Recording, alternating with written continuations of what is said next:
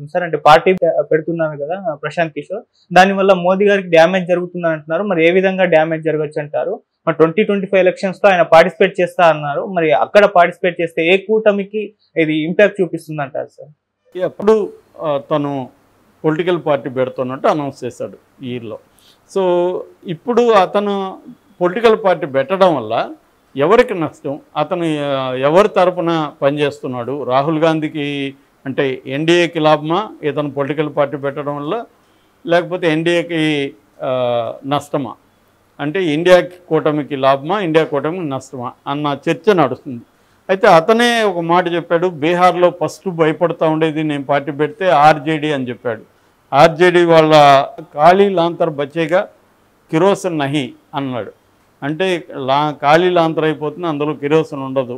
అంటే ఫస్ట్ దెబ్బ తగిలేదే ఆర్జేడీకి అన్నాడు. ఆర్జేడీని ఇప్పుడు అది పెద్ద పార్టీ, 72 సీట్లు ఉన్నాయి ఆర్జేడీకి. సో ఆర్జేడీ దెబ్బ కొడితే ఈయన ఎవరికి ఉపయోగపడబోతున్నాడు అంటే ఎన్డీఏకి ఉపయోగపడబోతున్నాడు అనేది స్పష్టంగా అర్థమవుతుంది. చాలామంది రాంగ్గా ఇంటర్ప్రిట్ చేస్తున్నారు, ఇతను రాహుల్ గాంధీ ప్లాను, రాహుల్ గాంధీ ఇతను దించాడు. కాదు, ఎందుకంటే 2024 ఎలక్షన్లో కూడా ప్రశాంత్ కిషోర్ మోడీకి ఉపయోగపడే విధంగానే ప్రతి ఛానల్కి వెళ్ళి ఆ ఛానల్ వాళ్ళతో కూడా ఒక ఛానల్తో కొట్లాడాడు కూడా, వెళ్ళి మోడీకి 300 పైన వస్తాయని చెప్పాడు. అంటే జనాలను ఇన్ఫ్లుయెన్స్ చేయడానికి మోడీ ఇతన్ని ఉపయోగించుకున్నాడు. అది మనం ఇక్కడ ఆంధ్రప్రదేశ్లో కూడా చూసాం. నేను ఆంధ్రప్రదేశ్లో నేను పనిచేయట్లేదని చెప్పినా కూడా మళ్ళీ ఇక్కడ కూడా జనాల అభిప్రాయాన్ని మార్చడానికి పదే పదే తెలుగుదేశం కూటమి అధికారంలోకి రాబోతుందని చెప్పాడు. ఇక్కడ ఆయన జోస్యం నిజమైంది, కానీ దేశంలో ఫెయిల్ అయింది. మోడీకి ఇతను చెప్పిన సీట్లు రాలేదు ఆడ. సో క్లియర్గా ఇతను మోడీ వైపే ఉన్నాడు, క్లియర్గా ఎన్డీఏకే పనికొచ్చే పని చేస్తున్నాడు.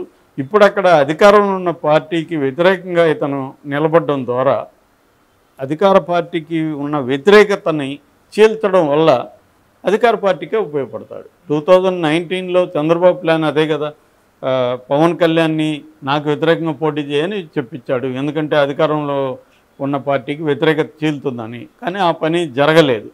కానీ ఇప్పుడు కిషోర్ కూడా, ప్రశాంత్ కిషోర్ కూడా అదే పని చేస్తున్నాడు. అంటే అక్కడ ఉన్న ఎన్డీఏ కూటమి పరిపాలనకు వ్యతిరేకంగా ఇతను ఇప్పుడు పనిచేయబోతున్నాడు. టార్గెట్ అంతా కూడా వాళ్ళనే చేస్తున్నాడు. చేస్తున్నప్పుడు ఏమవుతుంది, ఓట్లు చీలిపోతాయి. మూడు కూటములు అయిపోతాయి. ఇక్కడ కూడా తెలంగాణలో అదే కదా జరిగింది. తెలంగాణలో బీజేపీ లేకపోతే కాంగ్రెస్ బీఆర్ఎస్ఏ ఉండేది. అప్పుడు బీఆర్ఎస్ కూడా అధికారంలోకి వచ్చే ఛాన్స్ ఉండేది. లేదు, ఇక్కడ జరగలేదు. సో 3 పార్టీలు పోటీ ఉంది. ఇప్పుడు కూడా రేపు బీహార్లో 3 కూటములు అయిపోతాయి. అంటే ఇండియా కూటమి, ఎన్డీఏ కూటమి, ప్రశాంత్ కిషోర్, జనస్వరాజ్. దీనివల్ల లాభం ఎవరికి జరుగుతుందంటే ఖచ్చితంగా అంటే ఎన్డీఏ ప్రభుత్వానికి లాభం జరిగే అవకాశం ఉందనేది బీహార్ పాలిటిక్స్ విశ్లేషకులు చాలామంది చెబుతున్న మాట. అంటే ప్రశాంత్ కిషోర్ క్లియర్గా మోడీకి ఉపయోగపడడానికే ఇది చేస్తున్నాడు. ఒకప్పుడు ఇక్కడ మనకి ఓవైసీ ఎలా ఉపయోగపడ్డాడు, బీహార్లో కూడా గతంలో గెలవడానికి ఓవైసీ చాలా కృషి చేశాడు. ఉత్తరప్రదేశ్లో చాలా సీట్లు బీజేపీ కూటమికి రావడానికి ఓవైసీ పనిచేశాడు. ఇలాగా ఓవైసీ ఎలాగైతే బీజేపీకి సహాయపడ్డాడో అలాగా రేపొద్దున ప్రశాంత్ కిషోర్ కూడా మెల్లమెల్లగా నార్త్ బెల్ట్లో పనిచేసే అవకాశం ఉంది మోడీకి. అందుకని మోడీ 4వసారి కూడా మోడీ వస్తాడనే విధంగా కూడా చెప్తున్నాడు ఇతను. సో ఆ రకంగా మోడీకి ప్రశాంత్ కిషోర్ ఇండైరెక్ట్గా పనిచేస్తున్నాడు, డైరెక్ట్గా చేయకుండా అన్న విమర్శలు అయితే ప్రశాంత్ కిషోర్ మీద గట్టిగా ఉన్నాయి. కానీ ప్రశాంత్ కిషోర్ ఇప్పటివరకు బ్యాక్ ఎండ్లో ఉన్నాడు, ఇప్పుడు ఫ్రంట్ ఎండ్లోకి వచ్చి ప్రత్యక్ష రాజకీయాల్లోకి వచ్చాడు. మరి అతను మోడీకి సపోర్ట్ చేయబోతున్నాడా, ఇండైరెక్ట్గా మోడీకి హెల్ప్ చేస్తున్నాడా అనేది నెక్స్ట్ ఇయర్ మనకి ఎలక్షన్ టైంకి ఇంకా క్లారిటీ అయితే వచ్చేస్తుంది. ఎందుకంటే అతను టార్గెట్ కానీ ప్రధానంగా ఎవరి మీద చేయబోతున్నాడు అనేది తెలిసిపోతుంది. ఆల్రెడీ ఇండియా కూటమి కూడా రియాక్షన్ మొదలుపెట్టింది. ఇతను మోడీకి సపోర్టు, మోడీకి పనికొచ్చడానికే ఇప్పుడు పార్టీ అనౌన్స్ చేస్తున్నాడు.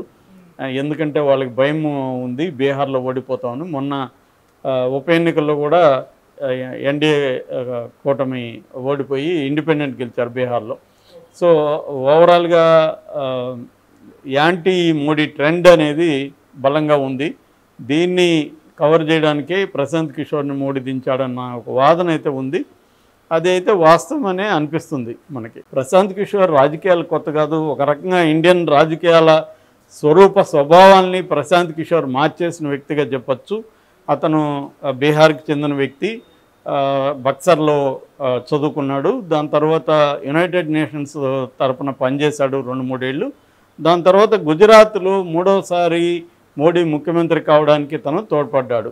2011లో మోడీతో టైఅప్ అయ్యి 2012లో మోడీ అధికారంలోకి రావడానికి పనిచేశాడు.